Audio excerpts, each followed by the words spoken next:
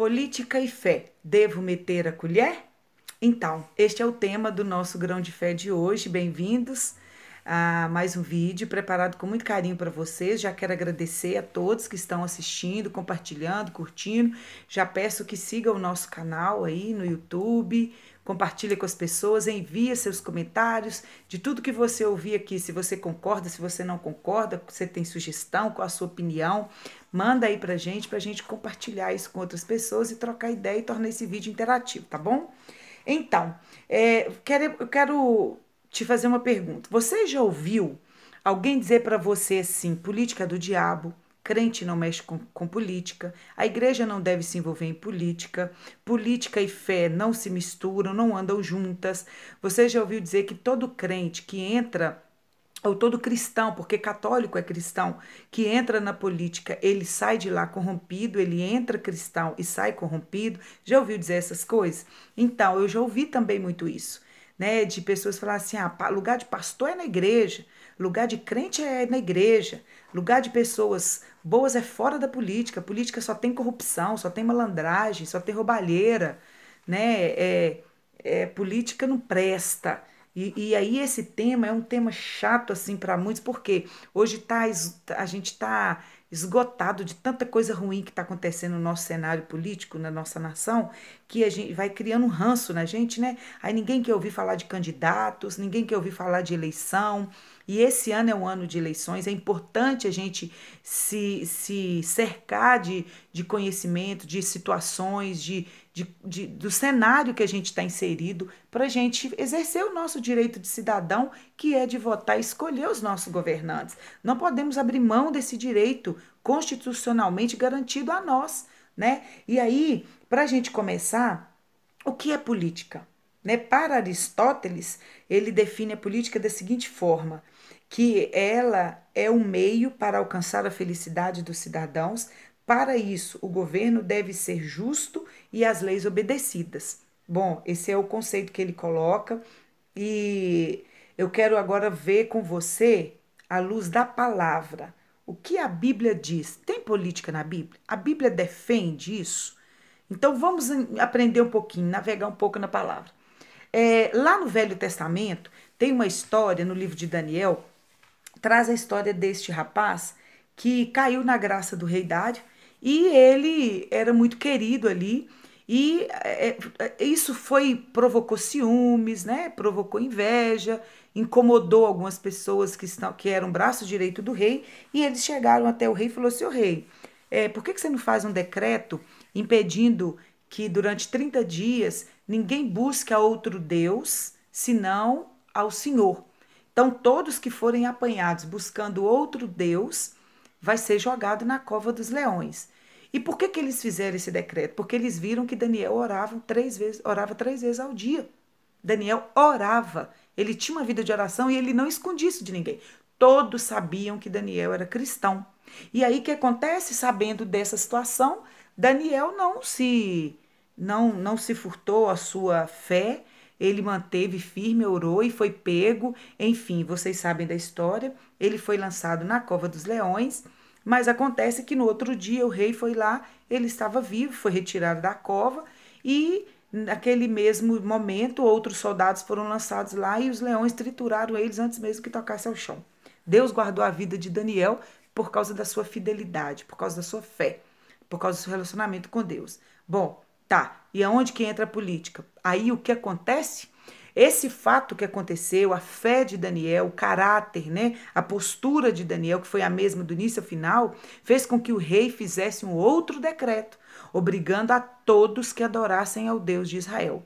Então, aí eu falo para você o seguinte: essa força, o papel, a caneta, tem uma força, tem poder sobre as nossas vidas. E aí eu digo a você: o que Daniel estava fazendo ali? O que Daniel estava infiltrado ali? Nós que temos a nossa fé, nós somos cristãos, temos que estar envolvidos sim na política. É preciso pessoas de caráter, com caráter de Cristo, mente de Cristo, transformadas na política, para que a política ainda é possível tornar a política pura. Sabe? Quanto mais nós pensarmos que as pessoas do bem têm que ficar fora da política, mais a política se corromperá. mas a política deixará de ser a política pura, conforme o seu conceito.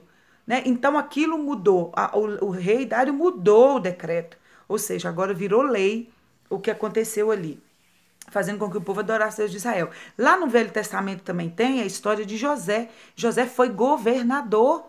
José, um Zé Ninguém, de irmãos lá, um monte de irmãos. Veio, você sabe da história do sonho de José. Deus deu ele um sonho, enfim, ele manteve firme a sua fé, foi levado escravo, vendido, etc e tal. E depois toda a história dele mudou, também caiu na graça do rei e ele se tornou governador do Egito. Por que José tornou governador do Egito? Havia um plano de Deus para abençoar o povo, os egípcios. Se José não fosse governador, a sua descendência teria passado fome no tempo de crise, no tempo da fome. Então José, como governador, garantiu alimento para o seu povo. Aqueles que não podiam, que não tinham estoque, ele fez isso. E José foi fiel. Ele foi acusado de ficar com a esposa, de adulterar.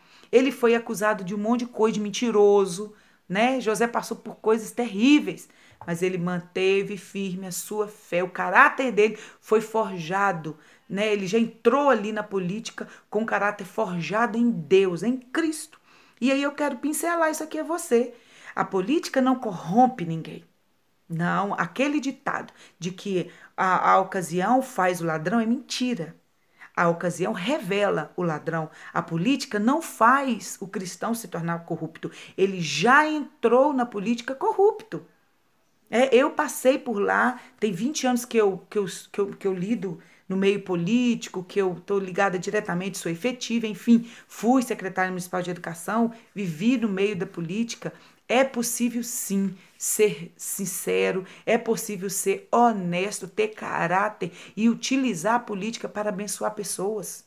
Pensar no povo, pensar no bem da sociedade, sabe? E aí o que acontece? As pessoas do bem, como eu e você, que está me ouvindo agora, se furta disso, aí os malfeitores tomam conta daquela situação, o dinheiro público não é bem aplicado, nós sofremos com leis mal estabelecidas, mal elaboradas, e aí o que acontece? Nós ficamos à mercê de pessoas maldosas, mau caráter, né, e sem nenhuma moral. Então, quando José foi governador, ele manteve a sua fé, manteve o seu coração ligado em Deus e abençoou o povo. Isso no Velho Testamento. E eu poderia citar outros exemplos aí, né, de Saul, eu poderia citar o exemplo de Esté, que também tem um modelo para nós, enfim, mas para o vídeo não ficar grande. E aí eu falo para você no Novo Testamento. Jesus tinha 2 discípulos políticos. Um, inclusive, era senador, José de Arimateia. Nicodemos era político. E eles eram discípulos de Jesus. Se Jesus não estivesse na política, ele não teria relação, ele não discipularia pessoas, ele não andaria com políticos. E aí eu quero chamar a atenção de vocês para uma situação interessante. José de Arimateia, Nicodemos, que eu até anotei aqui, eu acho que eu anotei, Daniel foi o capítulo 6, e deixa eu ver se eu anotei aqui, de João, é isso mesmo. Quando fala de Nicodemos, é lá no Evangelho de João, capítulo 3, versos 1 e 2, onde consta a história de Nicodemos, e João 19 consta a história de José de Arimateia, que ele era um senador. Então, olha para você ver, Marcos capítulo 15, verso 43, fala que José de Arimateia, senador honrado. Olha interessante isso, ele era honrado, ou seja, ele era honesto, ele recebia honras. Então, deixa a palavra de Deus esclarecer isso. Não seja teimoso ou teimosa. Porque tem homens que... Há pessoas sim, nós ainda precisamos acreditar que existem pessoas de coração bom, que existem pessoas de caráter, existem pessoas de moral, existem pessoas de Deus, que pensam no próximo, que têm empatia e que têm compromisso com a lei e com a verdade. Sabe? Então, nós vemos aqui, por exemplo, José de Arimateia e Nicodemos é um caso interessante, porque quando Jesus morreu e Jesus estava lá na cruz, o corpo de Jesus lá pendurado, foram eles que conseguiram a liberação para que o corpo de Jesus fosse retirado da cruz e sepultado em um sepulcro emprestado. Se não te, imagina Pedro que era aquele, né, sanguíneo e tal, foi fiel ali ao lado de Jesus, manteve-se próximo a Jesus o tempo todo. O que adianta? Ele não era político, ele não tinha acesso aos governos, ele não tinha. Por isso, nós temos que ter pessoas lá no governo que têm o coração voltado para Deus e que são pessoas que vão defender a nossa fé, defender os nossos direitos, né? Defender as políticas públicas. E aí, para a gente finalizar, Jesus, ele andou com essas pessoas, ele esteve com essas pessoas, foi protegido e sepultado, conforme previa as escrituras. Foi através, por viés político, que o seu próprio corpo foi liberado, né? O que adianta se Pedro, igual eu citei a questão de Pedro, ou Maria, mãe de Jesus, fosse falar no governo, não seria atendida, porque não é assim que funciona. Existem meios. Hoje nós temos acesso aos nossos políticos. Você tem todo o direito de ir na prefeitura exigir e buscar informações. Se eles souberem, se os governantes souberem, de fato, a responsabilidade e o compromisso deles com o povo, eles responderiam. Então, olha, se a igreja se furtar a esse papel importante na política, se nós, enquanto igreja, achar que nós não devemos estar lá, então as leis trabalharão contra nós. Porque como que vai falar de uma coisa que eles não conhecem? E outra coisa, cada um vai dar conta de si diante de Deus. Cada pessoa vai prestar conta, todo joelho se dobrará um dia diante do Senhor. Todo joelho, todos terão que prestar contas a Deus pelos seus atos. Tudo que nós fazemos, tudo que nós falamos, aquilo que nós roubamos, que pegamos que não é nosso. Há uns olhos de como fogo consumidor, sabe? Um fogo aceso sobre nós, nos olhando. Então, querido e querida, eu quero encerrar esse vídeo dizendo que quando o justo governa, o povo se alegra, quando o ímpio governa, o povo geme. E muitas vezes a gente geme. Por quê? A Bíblia diz também que o conhecimento ele é libertador. Meu povo perece por falta de conhecimento. Então, olha, esse ano é ano político, esse ano é ano de eleições municipais, prefeito, vereadores, em nome de Jesus. Essa pandemia vai chegar ao fim, vai acontecer normalmente. Nós temos aí nomes para vereadores, nomes para prefeitos, né? Nós temos aí vários nomes colocados à disposição. Analise, sabe? Não é porque eu sou amigo, que a pessoa é simpático, ou me deu isso, ou me deu aquilo. Não, por favor, vamos mudar a nossa mente política, vamos mudar a nossa mente de cidadão. É direito seu votar em quem você quiser. Claro, é direito seu, mas não deixe de examinar primeiro, de analisar primeiro em quem você vai votar. Por fim, se Jesus não amasse, se Jesus não amasse o seu povo, ele não deixaria homens e mulheres como modelos na Bíblia, nos ensinando que devemos participar sim da política, que devemos participar sim, nos envolver sim. Eu não estou dizendo que os nossos púlpitos têm que ficar cheio de político falando de vota em mim, vota em A, em B. Não, e não é isso que eu estou dizendo. Eu estou dizendo que cada um, como igreja, cidadão, exerça o seu direito de votar e de participar ou de ser votado. Tá bom? Então pense nisso.